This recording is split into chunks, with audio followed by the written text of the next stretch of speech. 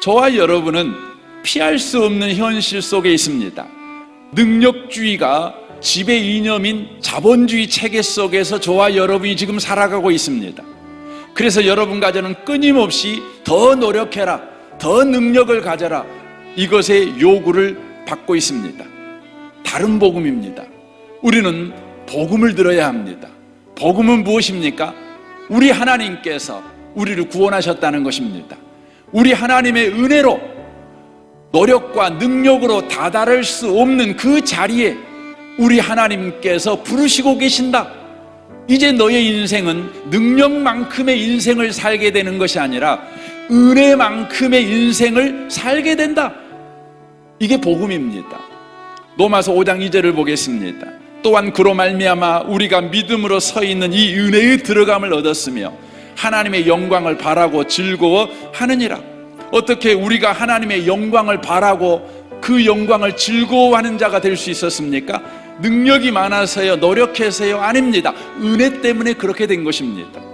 이 은혜는 우리의 현실 속에서 일합니다. 어떻게 일합니까? 3절을 보십시오. 다만 이뿐 아니라 우리가 환난 중에도 즐거워하나니 이는 환난은 인내를, 인내는 연단을, 연단은 소망을 이루는 줄 알미로다 라고 말씀합니다. 우리 뜻대로 되지 않는 인생, 마음대로 되지 않는 인생, 예측할 수 없는 이 인생, 환난 아니겠습니까? 이런 현실을 살아가는 우리에게 노력과 능력만 요구하는 이 사회는 답을 주지 못합니다. 그러나 하나님의 은혜가 우리의 인생에 일하는 바로 그리스도인의 인생은 이 환난으로 끝나지 않습니다. 환난이 고통으로 끝나지 않습니다. 환난이 인내로 나아갑니다. 연단으로 나아갑니다. 소망을 이룹니다. 왜냐하면 우리의 이 환난 같은 현실 속에 바로 은혜가 일하고 있기 때문에 그렇습니다.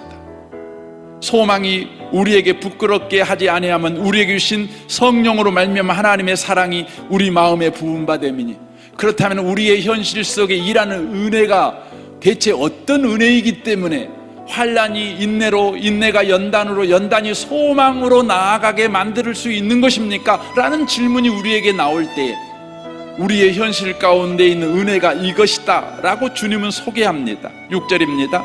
우리가 아직 연약할 때 기약대로 그리스도께서 경건치 않는 자를 위하여 죽으셨도다. 의인을 위하여 죽은 자가 쉽지 않고 선인을 위하여 용감히 죽은 자가 혹 있거니와 우리가 아직 죄인 되었을 때 그리스도께서 우리를 위하여 죽으심으로 하나님께서 우리에 대한 자기의 사랑을 확증하셨느니라 라고 말씀합니다. 우리는 연약한 자였고 경건치 않는 자였습니다. 우리는 죄인입니다. 죄인이란 말을 다른 표현으로 말하면 죽은 자입니다. 그런데 하나님의 은혜가 죽은 자인 우리 가운데 임하여 산 자를 만들어내버렸습니다. 죽은 자를 산 자로 만들어낸 것이 하나님의 은혜입니다. 그렇다면 이 하나님의 은혜가 산 자를 근사한 사람으로 만들어내는 것은 당연한 것 아니겠습니까? 여러분 생각해 보세요. 죽은 사람을 살리는 은혜가 큽니까? 산 사람을 근사한 사람으로 만들어내는 은혜가 여러분 클까요? 여러분 비교해 보시면 죽은 자를 살린 은혜가 훨씬 큰 겁니다. 그런데 이 은혜가 산 자를 근사한 사람으로 만들어내는 것은 너무나 쉬운 것입니다. 우리는 그리스도가 일하는 인생을 살고 있습니다. 이것이 성도라는 인생입니다. 이것이 바로 구원받은 성도의 인생이며 복음이 여러분과 저의 인생을 지금 일하고 있는 현장입니다.